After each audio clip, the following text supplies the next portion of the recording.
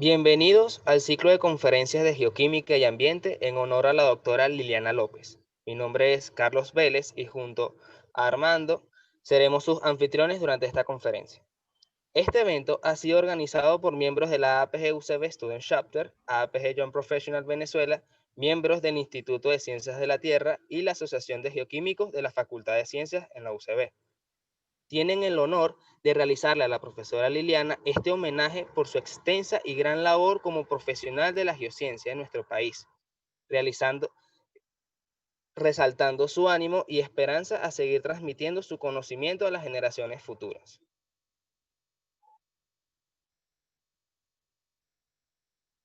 En la jornada de hoy tendremos la conferencia de Yacimientos Minerales de Vanadio, caso Puyango, en Ecuador, dictada por el magíster John Manrique. En su experiencia laboral, él se ha desempeñado como licenciado en Geoquímica, maestría en Geoquímica, docente en el Instituto de Ciencias de la Tierra en la UCB por 5 años, coordinador de proyectos de investigación en la Universidad Simón Bolívar por 3 años. Ha coordinado proyectos del Organismo Internacional de Energía Atómica, actual docente, investigador del Departamento de Geología, Minas e Ingeniería Civil en la Universidad Técnica Particular de Loja, en Ecuador. Antes de comenzar con la conferencia, le recordamos apagar sus micrófonos y cámaras. La ronda de preguntas y respuestas se realizará al final de la ponencia y pueden participar mediante el chat o levantando la mano para intervenir mediante el micrófono. Esperemos que disfruten la conferencia. Ahora cedemos la palabra a nuestro invitado.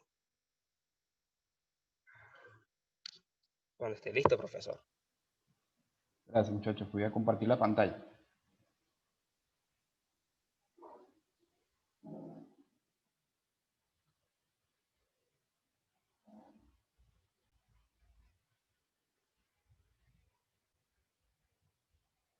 Segundito.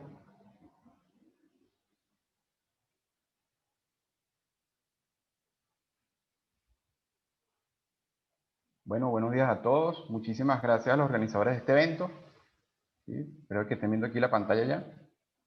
Por permitirme dar esta conferencia. Bueno, solo hacer una aclaratoria. Los 3 años dirigiendo proyectos no fue en la Universidad Simón Bolívar, sino acá en la Universidad Técnica Particular de Loja, en Ecuador. ¿Sí? Y bueno, un poco felicitar de nuevo a la profesora Liliana López, ¿sí? Que nos ha dado clase en muchísimas generaciones de geoquímicos venezolanos. Y bueno, me recuerdo que la profesora fue madrina de grado de mi promoción. Me acuerdo con unos gratos recuerdos, junto con el profesor Carlos Barrios, que fue el padrino de esa promoción. Carlitos, conocido por todos nosotros, ¿no? Bueno, vamos a hablar un poco acerca de este caso de estudio, que es un depósito mineral de vanadio y tiene otros metales de interés económico, situado en un sitio que se llama Puyango, aquí en Ecuador. Si bien está situado en un área protegida, porque si ustedes googlean, buscan en internet, esta zona es muy famosa, es como un sitio geoturístico porque existe un bosque petrificado, ¿no?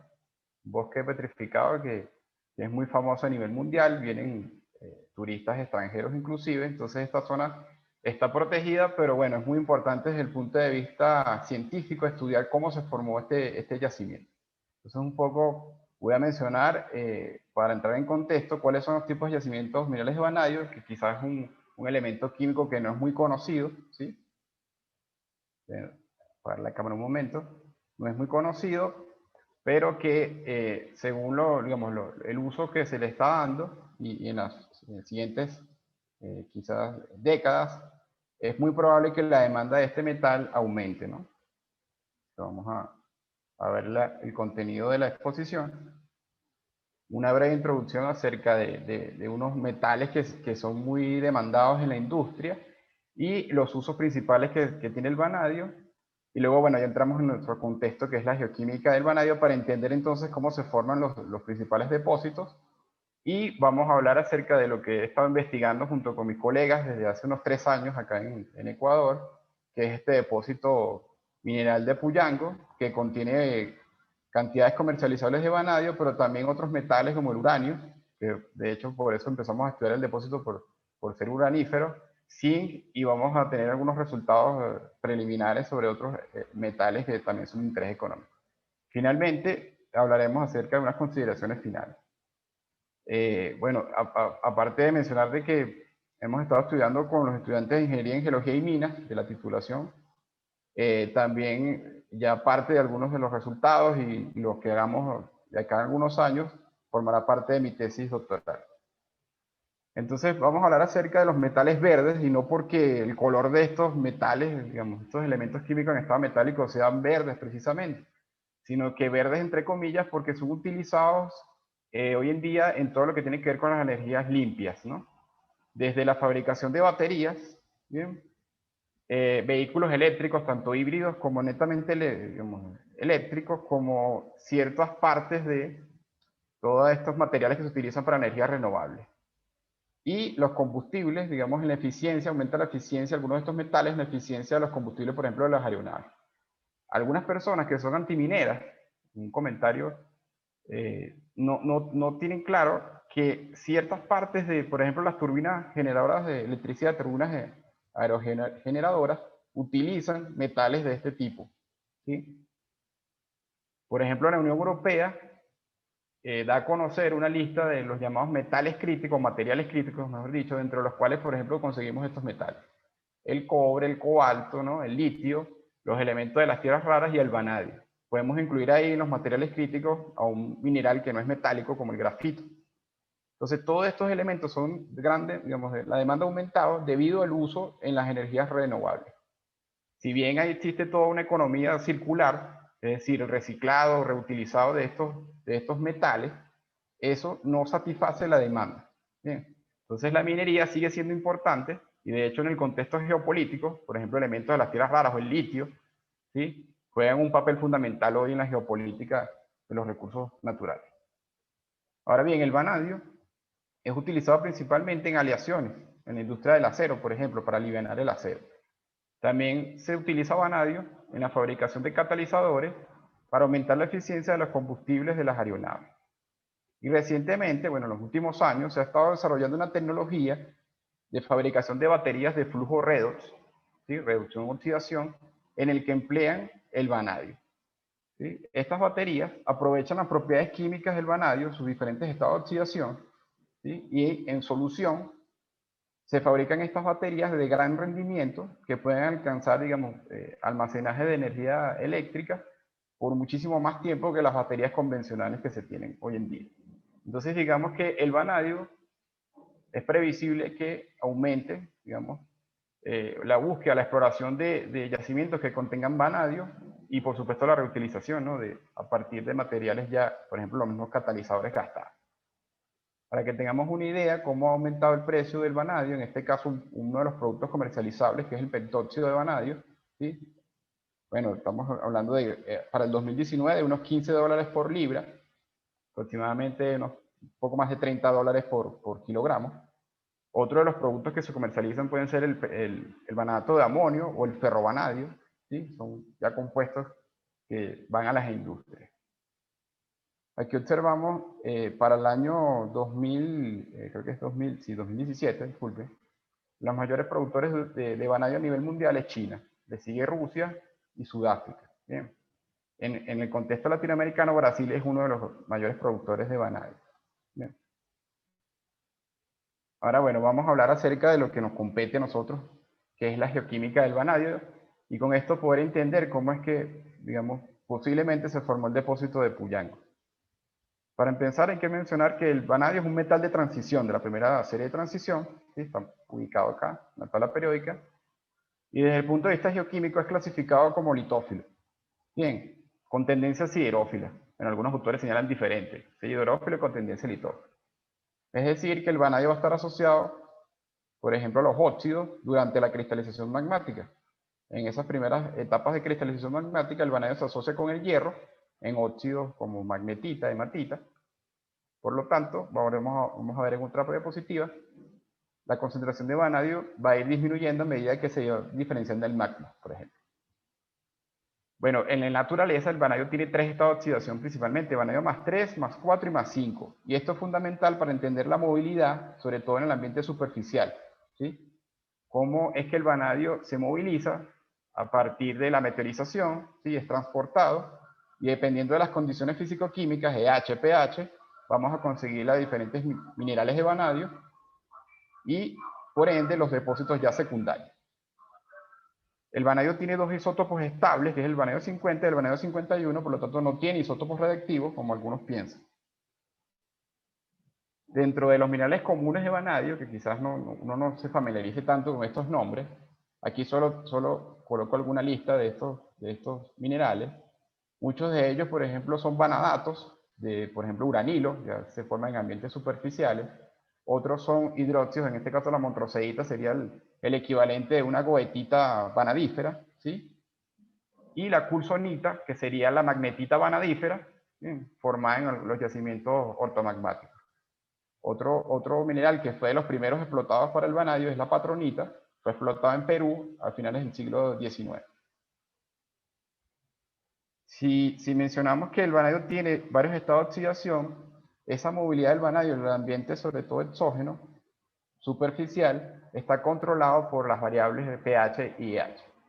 Entonces aquí en este diagrama, ¿sí? Podemos ver las diferentes especies de vanadio dependiendo de las condiciones de pH y pH, ¿sí? Y sobre el diagrama vemos tres minerales con distintos estados de oxidación del vanadio. Por lo menos la montroseíta, que es una arcilla o una mica, podemos decir, con vanadio, el vanadio más 3, que reemplaza el aluminio más 3 en la estructura cristalina. Luego tenemos este otro mineral con vanadio más 4. Y finalmente carnotita, que es el vanadato de uranilo y potasio, ¿sí? Con vanadio más 5. También desde el punto de vista geoquímico, el vanadio puede formar complejos organometálicos. Aquí vemos en la imagen la estructura de las muy famosas conocidas porfirinas. En este caso, en el lado izquierdo, las porfirinas vanadíferas, y en el lado derecho, las porfirinas de níquel, ¿no?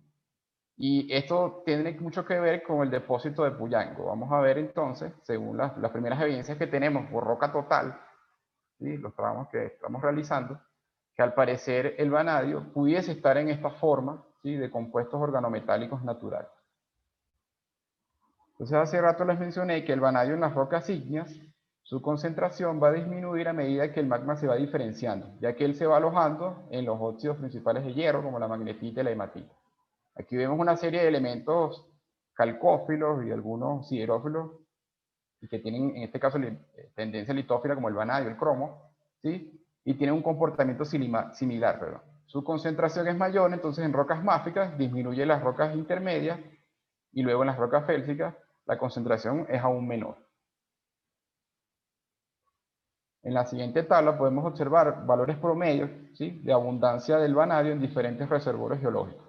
El CLAR de concentración, por ejemplo, es 135 partes por millón. Observamos las diferentes concentraciones en rocas ígneas, ¿sí? Lo que acabo de explicarles.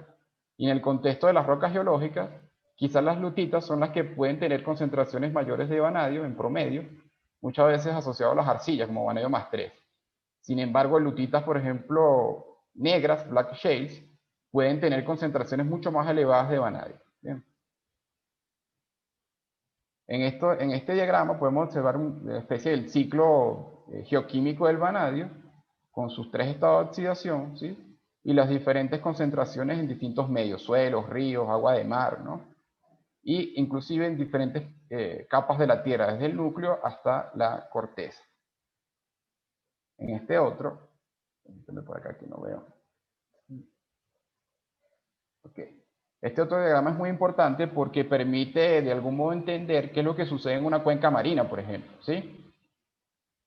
Bueno, tenemos cierta cantidad de vanadio que llega en solución, otro porcentaje, ¿sí? Es absorbido por partículas, esas coloides, arcillas, etcétera, ¿sí? Y en las especies de vanadio que se encuentran en solución, en la columna de agua, en el ambiente óxico, son especies de vanadatos, ¿sí? Sin embargo, si en la columna de sedimentación, esa columna de agua, se producen ambientes ya anóxicos, entonces el vanadio empieza a reducirse, forma de vanadio más 4, y puede acomplejarse junto con la materia orgánica, entonces formando las famosas porfirinas. Bien, y otras especies. Si las condiciones son eusínicas, es decir, tenemos presencia de sulfuro de hidrógeno, entonces el vanadio se reducirá aún más a vanadio más 3, ¿sí? formando también compuestos orgánicos y vanadio 3 asociado a las arcillas. Bien. Finalmente, durante la diagénesis, bueno, se puede perder vanadio si la roca, digamos que produce hidrocarburos y estos migran, se puede perder vanadio con la migración del crudo y va quedando un residuo, tanto en el querógeno como, digamos, las arcillas, que puedes tener también vanadio, ¿no? Finalmente, si ya entramos en el campo del metamorfismo, bueno, pudiesen ahora transformarse esas arcillas en micas ricas en vanadio. Esto es importante porque lo que sucedió en Puyango, pudiésemos estar hablando de un proceso similar al que les acabo de explicar, ¿sí? En el cual quizás no se alcanzó, bueno, en algunas partes de la cuenca puede haber ya metamorfismo, pero por las evidencias que tenemos, es probable que el vanadio esté, digamos, haya llegado a estas temperaturas, ¿no? De agénesis temprana. Aquí otro ejemplo, otro gráfico acerca del ciclo del vanadio. Entonces la meteorización de minerales que contienen al vanadio en presencia de oxígeno, entonces el vanadio se oxida, ¿sí? Y luego puede ser absorbido por microorganismos, ¿sí? Es reducido y formando complejos de especies minerales de vanadio 3 o vanadio 4. Ahora, hablando en el contexto de los depósitos minerales, recordando un poco el curso de yacimientos minerales, principalmente el vanadio va a formar dos tipos de yacimientos, los de origen magmático, quizás son los más conocidos, y luego los sedimentarios. Dentro de los magmáticos están las famosas intrusiones máficas, como el complejo Bushveld, donde tenemos capas estratificadas con magnetita vanadífera y titanífera. Y por otro lado podemos tener rocas alcalinas, donde el vanadio está asociado con otros elementos incompatibles como el niobio. En el contexto sedimentario, basado en la geoquímica que acabo de explicarles, el vanadio puede formar yacimientos, ya sean, digamos, primarios, digamos que el vanadio sea recuperado como producto principal o como subproducto o coproducto de otros metales. Por ejemplo, en yacimientos superficiales de uranio, en las calcretas, donde se forma la carnotita y otro grupo de minerales vanadatos de uranilo, de calcio y potasio, por ejemplo. También existen bauxitas vanadíferas con ese hidróxido de oxidróxido de vanadio. Y en otros yacimientos donde se fueron explotados por primera vez también el vanadio, que son los yacimientos de uranio en areniscas, ¿sí?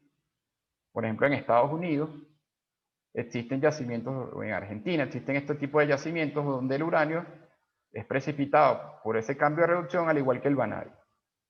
También tenemos las famosas costras de hierro y vanadio, también podemos incluir ahí los nódulos de hierro y manganeso sobre la corteza oceánica. Yacimientos argílicos, donde el vanadio puede estar en arcillas o también, digamos, asociado al vanadio a la materia orgánica. En algunos yacimientos minerales no convencionales de lutitas negras, black shales, se consiguen vanadio y otros metales redox sensibles en gran concentración.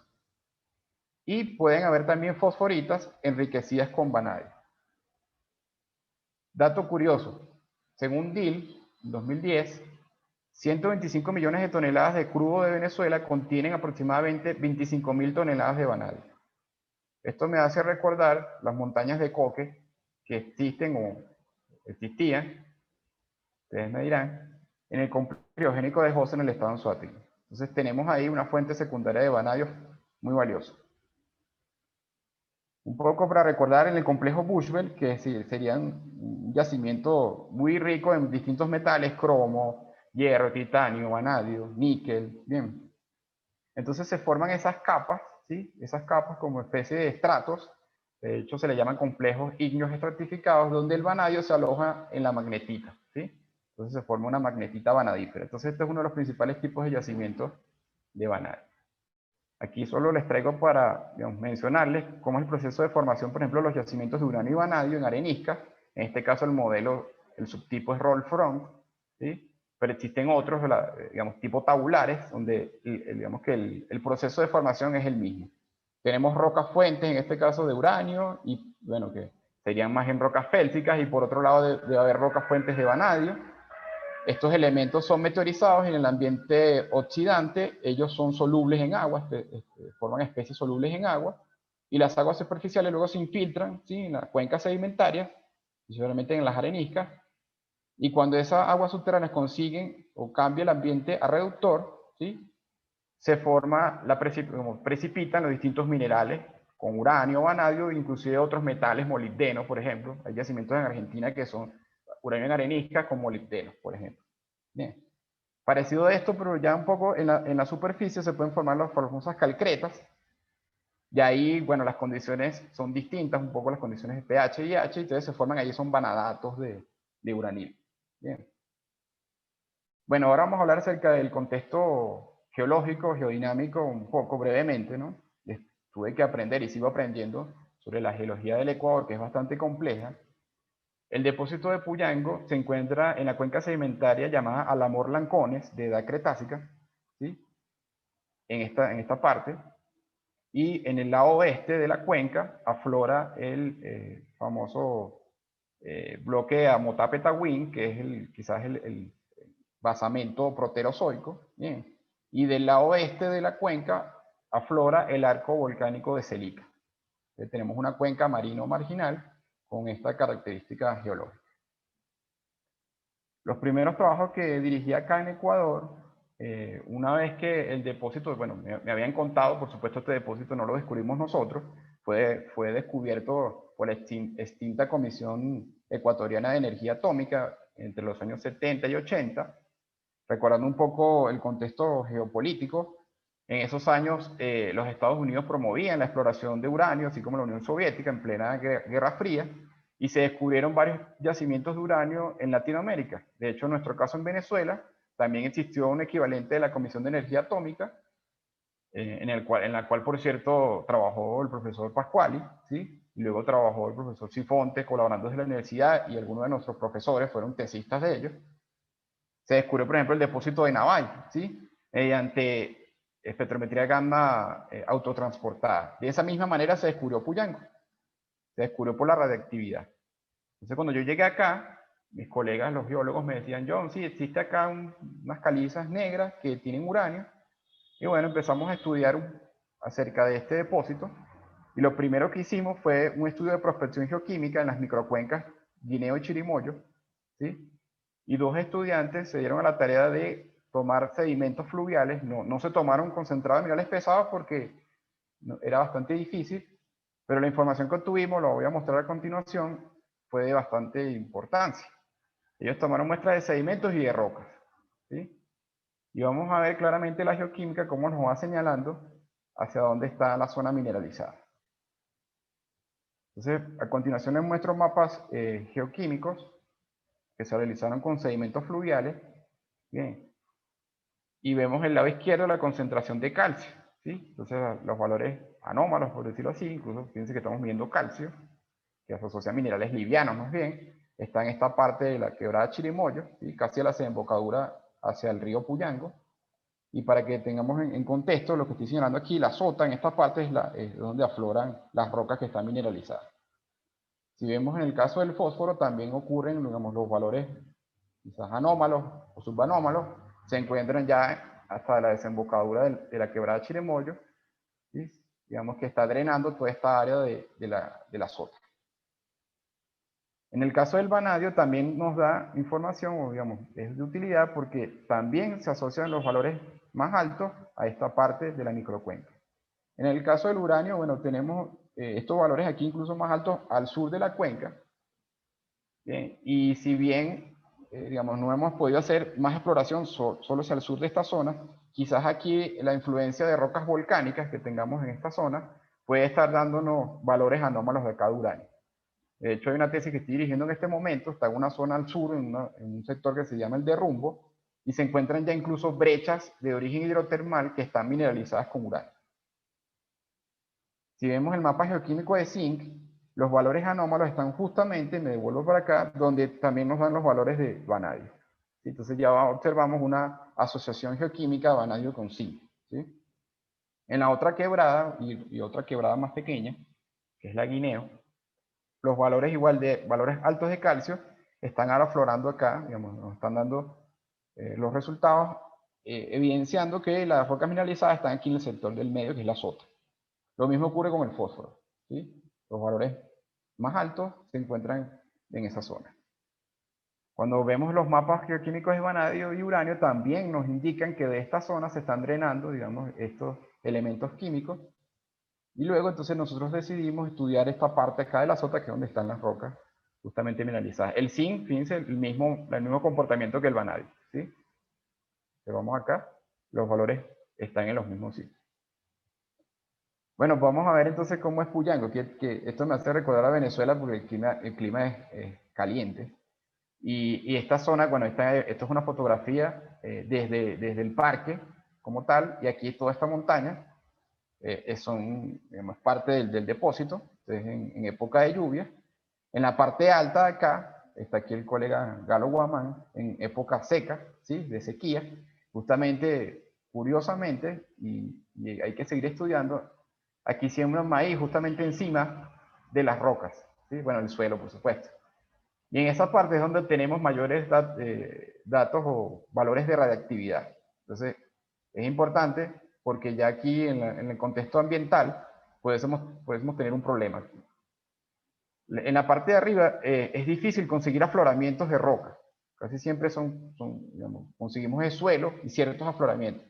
También, bueno, el mismo hecho de que sean calizas, ¿sí? Se me olvidó mencionarles, pero el depósito pertenece a la formación Puyango, en la cual son calizas, está compuesto de calizas bituminosas, calizas negras, lutitas negras calcáreas, ¿sí?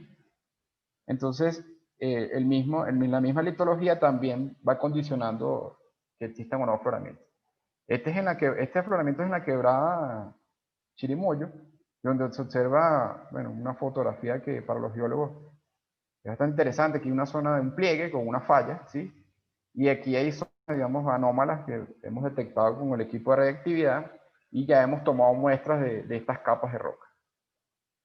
Aquí usamos el equipo de espectrometría gamma portátil, a quien agradecemos al doctor José Barbosa, el rector de la universidad, que aprobó la adquisición de este equipo junto con el ICP óptico hace ya unos 3 años. Bueno, usando este equipo nos damos cuenta, bueno, que los valores de reactividad que aumentan, ¿sí? Aquí incluso no sé si logran ver, y esto es en la parte alta donde está el maizal, nos dan valores de 100 ppm de uranio, ¿sí? Y esto sería una muestra, una de las primeras muestras que tomamos de roca. Cuando hicimos los análisis químicos mediante fluorescencia de rayos X portátil e ICP óptico, obtenemos que las muestras ahí de Puyango, las mayores concentraciones corresponden al calcio, los elementos mayoritarios. Algunas muestras tienen elevado sílice porque tomamos justamente de otra formación que está en contacto, quizás contacto tectónico, con la formación Puyango, donde hay lodolitas y, digamos, lutitas, areniscas, ¿no? Cuando hacemos un diagrama de dispersión, tenemos un diagrama de dispersión calcio versus sílice, podemos observar las distintas, digamos, poblaciones litológicas, ¿no? Por un lado tenemos las calizas negras, ¿sí? Elevada concentración de calcio, bien, incluso, bueno, algunas tienen vetillas, etcétera, de calcita, y en otras poblaciones corresponden a lutitas, que no son lutitas negras, son de otra formación, limolitas y areniscas. En este caso, con otros datos ya, una vez muestreado las rocas, esto es un talud, como vieron en la foto, bastante, con una pendiente muy alta, y en la parte superior, a veces los afloramientos son bastante difíciles de conseguir. Bien, bueno, realizamos muestreo geoquímico de rocas y análisis químico. Aquí observamos un mapa geoquímico de vanadio, ¿sí? Entonces los valores más altos están aquí, en una muestra que tomamos en el talud, ¿sí? En la carretera antigua aquí, de la vía de Puyango al Amor, ¿sí? En el caso del uranio nos dan los valores anómalos en la parte alta donde está justamente el maizal. Y el zinc vuelve otra vez a asociarse justamente en la zona donde están los valores anómalos de zinc con los valores anómalos de vanadio. Entonces ya vamos a tener un comportamiento geoquímico similar del vanadio con el zinc, ¿sí? También en esa zona entonces hemos estado haciendo estudios de espectrometría gamma portátil con este equipo, bien, y realizamos algunos mapas, digamos, de espectrometría gamma. Fíjense, en este mapa vamos a observar la concentración de uranio. ¿Por qué dice aquí EU? Bueno, en realidad el equipo de espectrometría gamma no está midiendo directamente el uranio, ¿sí? El uranio es un elemento radiactivo, ¿sí? El uranio 238, el isótopo más abundante, decae en una serie, ¿sí? De elementos que ayer Gibran, por cierto, mostró algunos de ellos, el doctor Gibran. Y el uranio como tal, el 238, no es un gamma emisor. Él decae por alfa, digamos. El proceso de decaimiento es alfa. Entonces, en la cadena de desintegración, algunos de los isótopos hijas, como lo llaman los físicos nucleares, son gagma emisores. El de mayor intensidad es el bismuto 214. Entonces, en realidad lo que el equipo está midiendo es el bismuto 214. Entonces, por eso nosotros debemos mencionar o colocar, digamos, hablar de EU, es decir, equivalentes de uranio. ¿Sí? Porque no estamos midiendo directamente el uranio. Justamente, bueno, en el caso de Puyango, aquí cuando hicimos las mediciones, los valores equivalentes de uranio están más altos justamente donde dan los valores de uranio medidos por un método químico. ¿Sí? En el caso del torio, los valores más altos los tenemos aquí en la quebrada Chirimoyo, ¿sí? Y a lo largo aquí hay un camino que accede hacia la parte alta, pero estos valores de torio, que pueden pasar de 21 ppm, equivalentes de torio, se encuentran no en las calizas de Puyango, sino en otras litologías, más bien las lodolitas de la otra formación. ¿Sí? También hay que mencionar acá que no se está midiendo torio directamente, son equivalentes, es decir, el torio 238, el isótopo más abundante del torio, decae en una serie. Bien, él no es gagma emisor, sino que en el caso de la serie del torio, lo que se está midiendo es el talio 210, ¿sí? Que es el gagma emisor de mayor intensidad. También se mide potasio, el potasio 40 es radiactivo, ese sí lo estamos midiendo directamente, pasa a calcio y argón. Y el potasio, justamente, los valores de potasio medidos por el equipo de Gagma están asociados justamente donde también están los de torio, ¿sí? ¿Por qué? Porque se alojan las arcillas. Bien. Entonces, fíjense, es bastante importante que nosotros íbamos con el equipo, el espectrómetro, las primeras veces que fuimos aquí hacia la zona del Maizal, era época de lluvia, había muchísima vegetación. Cuando nosotros empezamos a caminar por acá, bueno, primero habíamos medido esta parte de aquí del camino, estamos impresionados con los valores de uranio, el equipo da un sonido cuando el valor es anómalo, ¿sí? Digamos que indica los valores a partir de los cuales el equipo sonaría. Entonces él te va pitando con una chicharra parecido a los contadores Geiger antiguos. Y cuando nosotros estábamos caminando por acá, según los mapas geológicos, esta es otra formación. Los valores eran altos y justamente empezamos a entrar en el contacto con la formación Puyango y el espectrómetro, bueno, se volvía como loco a pitar, justamente también aquí en la zona del Maizal. Entonces, en estos mapas, bueno, en este diagrama de dispersión de uranio contra torio, podemos observar claramente dos poblaciones litológicas. Donde el torio tiene mayor concentración, podemos hablar de las lutitas no mineralizadas, y donde el uranio tiene mayor concentración, estamos hablando de las calizas negras que están mineralizadas, las del depósito de Puyango. Hemos hecho análisis mineralógico, aquí solo les muestro, bueno, un difractograma de esas calizas negras, principalmente están compuestas de calcita y de cuarzo, y luego se consiguen algunas arcillas, algunas micas como biotita y arcillas como la hilita. Y en algunas muestras se han detectado estos minerales de vanadio, sherbudita, rosita, roneborgita. Son vanadatos, ¿sí? El problema es que cuando hacemos la cuantificación por un método que se usa y un software, método de Rietveld, obtenemos una concentración de alrededor del 1%. Entonces estamos en el límite del error de la técnica, por lo cual es necesario que esto sea corroborado por otra técnica analítica, de análisis químico mineral. También hemos detectado fosfatos, fluorapatitos y una fase llamada uranospatita, que previsiblemente, digo, de acuerdo a la geoquímica, sean los minerales que alberguen al uranio. Bien. Luego aplicamos en algunas muestras, no en columnas, sino muestras aleatorias de rocas, relaciones elementales para determinar las condiciones redox de sedimentación, ¿sí? Basado en la literatura. Y conseguimos que para este estudio, publicado, bueno, di una conferencia, perdón, un póster en el Goldmich 2019 del año pasado, obtenemos que la mayoría de las muestras, digamos que se depositaron bajo condiciones anóxicas eosínicas. Y por eso, bueno, tiene esa coloración, esa cantidad de materia orgánica y probablemente varios de estos elementos redosensibles estén ahí alojados por el hecho de que se depositaron bajo condiciones reductoras. ¿Sí? Con algunos datos hemos hecho algunos análisis geoestadísticos preliminares, ¿sí? Por ejemplo, análisis tipo clúster, ya esto en el campo en el doctorado, y conseguimos, por ejemplo, esta asociación que nos da la geoestadística, el vanadio con el zinc, ¿sí? Y, por ejemplo, el fósforo asociado con las tierras raras, ya tenemos ahora datos de tierras raras, uranio y níquel. Bueno, hay que también mencionar que aquí no hicimos lo que se llama la estandarización y la normalización, y ya toca hacer eso con los nuevos datos que tenemos, bien, y otro tipo de análisis geoestadístico para obtener mejor información. Pero ya lo que nos está dando tiene sentido geoquímico, tiene coherencia, ¿no? El vanadio con el zinc ya lo hemos visto en los mapas geoquímicos, y el hecho de que, por ejemplo, tengamos fósforo con uranio, ¿sí?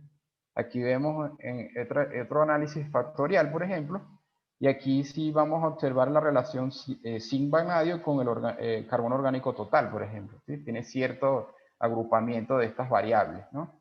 Y por otro lado, bueno, tenemos fósforo con tierras raras pesadas y uranio, y aquí es algo extraño, ¿no? Que habría que revisar porque esto apenas es un análisis estadístico y como les digo, hay que hacer otros procedimientos. El níquel está acá, ¿sí? Pero pudiésemos decir, suena extraño porque más bien el níquel pudiese estar asociado con el vanadio en las porfirinas. Y por otro lado, bueno, tenemos la sílice con otros elementos que más bien nos indicarían como esos minerales detríticos que pueden haber en la roca. Luego, en estos últimos par de años, especialmente en este año, he tenido la oportunidad de hacer los primeros trabajos de quimioestratigrafía. Y bueno, lamentablemente, en medio de la pandemia, tenemos resultados son por el equipo de fluorescencia de rayos X, pero que nos dan bastante digamos, datos curiosos o datos importantes. ¿Sí? Esta, por ejemplo, es la tesis de Aguinzaca y Celi de este año, ya geólogos, ya ingenieros ya, y observamos aquí valores máximos de vanadio de 6.320 ppm, de níquel de 1.110 ppm y de zinc de 4.380 ppm. ¿Sí? Aquí vemos una muestra de una caliza negra, ¿sí? Caliza bituminosa. Y las condiciones de sedimentación indican que fueron condiciones eusínicas, ¿sí? Bajo las cuales se formaron estas rocas. De hecho, en algunas muestras se observa incluso pirita, por ejemplo, ¿no?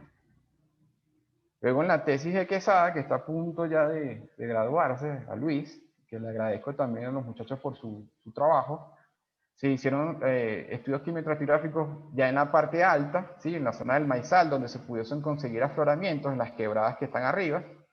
Y aquí los valores de vanadio, si bien ya van disminuyendo, ¿sí? Y se consiguen condiciones que van cambiando, pueden ser condiciones eusínicas, anóxicas y ya subóxicas, lo que estaría indicando que, bueno, hubo transgresión o regresión marina, esos procesos que fueron cambiando las condiciones redox en la columna de agua y por lo cual los valores de vanadio y de los otros elementos redosensibles fueron disminuyendo. Bien. Bueno, finalmente, para concluir, podemos decir que el depósito de Puyango, bueno, contiene vanadio, uranio, zinc, pero otros elementos. De hecho, acabamos de recibir datos de tierras raras, ¿sí? Análisis hechos en Canadá.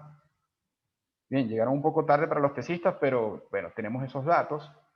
Entonces podemos hablar de níquel, de las tierras raras, habría que evaluar cuál es la concentración, si son importantes desde el punto de vista económico, que se formó bajo condiciones anóxicas eusínicas en un ambiente marino. ¿Sí? Esto, bueno, estamos ya comprobando lo que han dicho los geólogos en trabajos previos, pero que quizás con la quimioestratigrafía estamos dando, digamos que un aporte muy valioso a esa hipótesis. Posiblemente el vanadio, junto con otros elementos de interés económico, estén asociados a la materia orgánica. Si bien estamos haciendo diferencias a partir de análisis de roca total, pareciera y tiene sentido que el vanadio esté asociado, por ejemplo, a las porfirinas. Entonces, lo que queda de aquí en adelante es que hagamos ya análisis de geoquímica orgánica, tratar de caracterizar el tipo de materia orgánica, biomarcadores, y hacer análisis ya de química mineral con alguna técnica que nos permita. ¿Sí? Entonces, se deben hacer también trabajos quimioestratigráficos con diferentes fines para determinar condiciones, para evaluar cuáles son las capas que están más enriquecidas, si están enriquecidas, por ejemplo, en todos los elementos o solo en vanadio y zinc, por ejemplo. ¿Sí? Y bueno, como ya les dije, sería de gran importancia identificar las fases que albergan al vanadio, al uranio, al zinc, a los otros elementos, con el uso de técnicas de análisis de química minerales, ya sea microscopía electrónica de barrido, microsonda, láser ablation ICP masa, etcétera, ¿no? Por supuesto, todo esto es costoso y lamentablemente no tenemos la disposición en nuestro departamento. Bueno, finalmente quiero agradecer a los digamos, instituciones que desde estos años hemos estado colaborando y me han ayudado a mí, bueno, inclusive a los tesistas, ¿sí? Por supuesto, la Universidad Técnica Particular de Loja, mis colegas, geólogos, ingenieros químicos, ¿sí? Que estamos trabajando en Puyango. Tenemos ya dos proyectos, un proyecto que culminó de De geoquímica ambiental tenemos uno de innovación de geometalurgia, y si Dios quiere vamos a tener otro. Al Instituto Andaluz de Ciencia de la Tierra, ¿sí? Al doctor Antonio Delgado Huertas del Laboratorio de Biogeoquímica de Isótopos Estables. Ya tenemos unos datos de isótopos de carbono y oxígeno. Por cuestión de tiempo no se los muestro. A la Comisión de Energía Atómica Argentina, la CONEA, especialmente mi amigo Luis López, que nos ayudó con algunos análisis. ¿Sí? Hemos siempre estado trabajando en colaboración técnica. ¿Sí? A la Universidad Politécnica de Madrid, Escuela de Minas y Energía, mi tutor José Eugenio Ortiz. ¿Sí? Espero que pronto nos veamos y podamos seguir trabajando haciendo los análisis de geoquímica orgánica. Y el Organismo Internacional de Energía Atómica me ha permitido incluso hacer algunos análisis fuera en Canadá. ¿Sí? Pudimos mandar muestras. Y siempre tengo la cooperación, digamos, de algunos de los integrantes del organismo. ¿Sí? Están muy interesados. ¿Sí? Y la verdad que han ayudado bastante. He estado presente en algunas reuniones técnicas, coordiné un proyecto para Venezuela, entonces, bueno, es bastante importante el organismo, ¿no? Y también quisiera agradecer a dos personas, como mencionó la profesora Liliana, dos pioneros en la geoquímica en Venezuela que han influenciado mucho en mí para que estudie el tema de los yacimientos minerales, de minerales radiactivos, que son el profesor Pascual y el profesor Sifonte. Con mucho cariño siempre los recuerdo, mantengo en contacto con el profesor Pascual. Y bueno, finalmente espero que les haya gustado la presentación.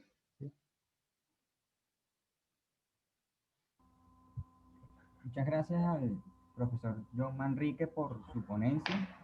A continuación iniciamos la ronda de preguntas, las cuales las pueden realizar por el chat o con la opción de levantar la mano para hablar directamente con el profesor John y realizarle sus preguntas. Ok, en el chat tenemos a José Arturo Huartán. Felicitaciones a todos los organizadores de este evento y gracias por la invitación. Felicidades al compañero John Manrique por su valioso aporte a los estudios de nuestra región sur de Ecuador. Manuel Moreira Ramírez, grande amigo, buena presentación, felicidades. Lisbeth Flores, excelente presentación, interesante tema. Jaswil Guzmán, gracias John, de verdad, excelente presentación, un abrazo. Edward Linares, hola John, excelente presentación. Hoy en día se está promoviendo la explotación de minerales a partir de colas y desechos. En general, bastante interesante tu observación acerca del coque en el complejo José. Puyango me hace recordar un poco a la luna aquí en Venezuela, tanto en litología metalogénica. ¿Crees que hay alguna relación genética de alguna forma entre lo que se observa en Puyango y las formaciones cretácicas venezolanas? Un abrazo. Gracias por tu pregunta. Y sí, digamos que en esta parte, esa cuenca, quizás por la tectónica, la geodinámica, no produjo yacimientos petrolíferos, que bueno, la tectónica también juega un papel importante, ¿no? Pero son de la misma edad, son cretácicas y quizás estén relacionadas con esos eventos anóxicos mundiales. De hecho, aquí en Ecuador existe la cuenca petrolífera, digamos, en la cuenca oriental, donde afloran también rocas cretácicas de la formación Napo, si no me equivoco, y me corrigen mis compañeros los geólogos acá en Ecuador. La formación Napo es equivalente, como decir, la luna en Venezuela, y ya hemos hecho algún trabajo de una tesis en una zona de acá de la provincia de Zamora, Chinchipe, y conseguimos una capa con valores parecidos a los de Puyango en la concentración de vanadio. Entonces, digamos que ese comentario es bueno porque viendo ahora desde el punto de vista de yacimientos minerales, las rocas madres en Venezuela, la Luna, Querecual, etcétera, pudiesen ser considerados, y habría que, seguramente habrán datos, la profesora Liliana, el profesor Salvador, el profesor Groning, etcétera, que tengamos datos de estos metales críticos, vanadio, zinc, níquel, etcétera, en estas rocas madres generadoras de hidrocarburos, que en algún caso pudiésemos, desde el punto de vista de yacimientos minerales, verlo como yacimientos no convencionales. De hecho, hoy en día algunos países explotan las lutitas negras. ¿Sí? Hay un caso en Finlandia que ellos explotan la lutita negra y extraen diversos metales de ahí. Hoy en día creo que hay que aprovechar todo lo que se tiene. Pero sí es curioso. De hecho, yo tengo una idea. Por ejemplo, hay capas de fosfatos, que ya a lo mejor Edward hablará de esto, también de esa edad cretácica, y tenemos como una provincia, pudiésemos llamarlo a grandes rasgos, una provincia metalogénica de fosfatos, ¿sí? Que a veces están relacionados con estos tipos de rocas en el mismo ambiente de plataforma, que tenemos Navalle en Venezuela, en Colombia también afloran, de hecho hay un yacimiento parecido a Puyango en Colombia, que está siendo explorado por la U3 U8 Corporation, canadiense, y es muy similar a Puyango. Tenemos aquí fosfatos en Ecuador, en la zona también de la cuenca oriental, y tenemos fosfatos en Perú, entonces digamos que puede haber como una especie de provincia, desde el punto de vista de yacimientos minerales, una provincia metalogénica, donde hubo gran cantidad de acumulación de materia orgánica y de metales. Ok, continuamos con las preguntas en el chat. Luis Manrique, excelente John, felicitaciones, orgullo de Venezuela y la UCB en el mundo. Gracias, hermano. Marvis, hola John, muchas felicidades por tu parte de la familia, excelente tu trabajo, saludos desde Venezuela. Muchas gracias. Excelente exposición, ingeniero, de Eddie Robles. Muchas gracias, estudiante de aquí de la titulación. Carlos B. dice, hola John, felicitaciones por tu presentación, mucho éxito en tus proyectos, un abrazo. Un abrazo. Carmen Milena López, felicitaciones John, excelente presentación. Pregunto si se ha realizado análisis de posibles metales en el maíz que cultivan en la zona que presentaste. Gracias, profe. De hecho, sí, no se han hecho todavía, pero está, digamos, la idea. Tenemos que promover un proyecto, digamos que de geoquímica ambiental, porque en ese maíz justamente nosotros echamos broma porque decimos que no queremos comer nada que venga de ahí, porque justamente la zona donde hay mayor reactividad es donde está sembrado el maíz. Y hablamos con un profesor que vino de España, que es especialista en temas de radioactividad, y bueno, nos dijo que tomáramos las muestras de maíz, hay que procesarlas y enviárselas a ver cómo está dando los distintos isótopos radiactivos, porque es bastante interesante y es un riesgo, ya es un riesgo para la población. Emmanuel Almorrer, felicitaciones por la presentación. ¿Existen otros depósitos o cuerpos mineralizados de zinc en la zona? En términos de cuenca, son cuencas con predominio calcáreo. Conozco un posible análogo en los depósitos de basante Coromandel de zinc y fósforo y sería interesante para comparaciones y correlaciones. Sí, muy buena tu pregunta, porque bueno, lo que he estado leyendo, estudiando, hemos estado viendo de la geología de esta zona, no parece haber alguna mineralización de zinc, o sea, de origen de sulfuro. Quizás aquí, igual que pasa con el níquel, el zinc tenga algo que ver con el vanadio en estos compuestos organometálicos. Entonces habría que seguir estudiando. De hecho, en esa misma, la cuenca de la Morlancones continúa aflorando en Perú, en el norte de Perú, entonces habría que, bueno, desde el lado peruano, quizás ya han hecho algunos estudios, ¿no?, acerca de esa zona, pero no hay mineralizaciones de zinc que sepamos, ¿no?, porque pueden haber estado asociados también a las volcánicas, las lavas ahí del arco Celica. Luis Vicente García, felicidades a John Manrique por la excelente presentación y también a los organizadores de este evento. Felicitaciones a la profesora Liliana López. Muchas gracias, profe. El profesor Luis nos está ayudando, diseñó un mini reactor de acero inoxidable y estamos haciendo pruebas hidrometalúrgicas de extracción de vanadio, lixiviaciones ácidas. Muchas gracias, profe. Manuel Moreira Ramírez, ¿qué piensas tú allí en tu área de estudio?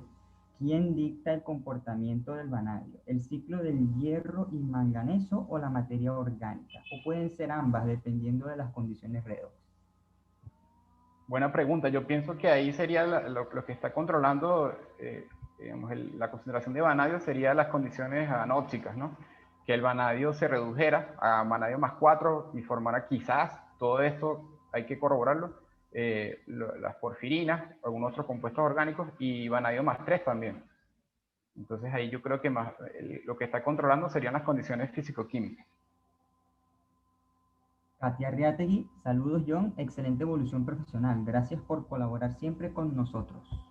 Muchas gracias, profe. Y así continuaré. Siempre para mí es un orgullo haberme formado en el instituto, también haber sido parte de unos años siendo profesor y siempre estoy pendiente de lo que sucede allá, ¿no? Y con mucho gusto colaboraré en lo que pueda. Manuel Moreira Ramírez, sabes que estoy a la orden. Emmanuel Amorrer. Gracias, Manuel. Muchas gracias y felicitaciones por el trabajo realizado. Muchas Daniel gracias. Elizabeth Hurtado, felicitaciones a los organizadores y el ingeniero Manrique, excelente exposición. Muchas gracias. Bueno, si más nadie tiene alguna pregunta,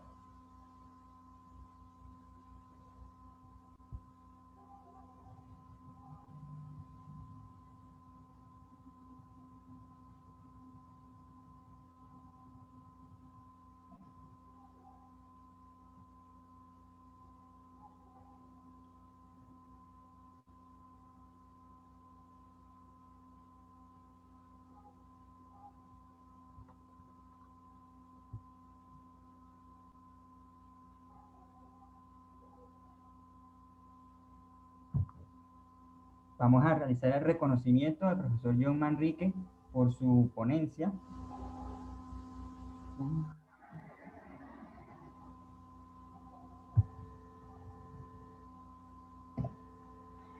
Le otorgamos el siguiente reconocimiento a John Manrique por su valiosa participación como ponente en el evento Ciclo de Conferencias Geoquímica y Ambiente, doctora Liliana López, Caracas, Venezuela.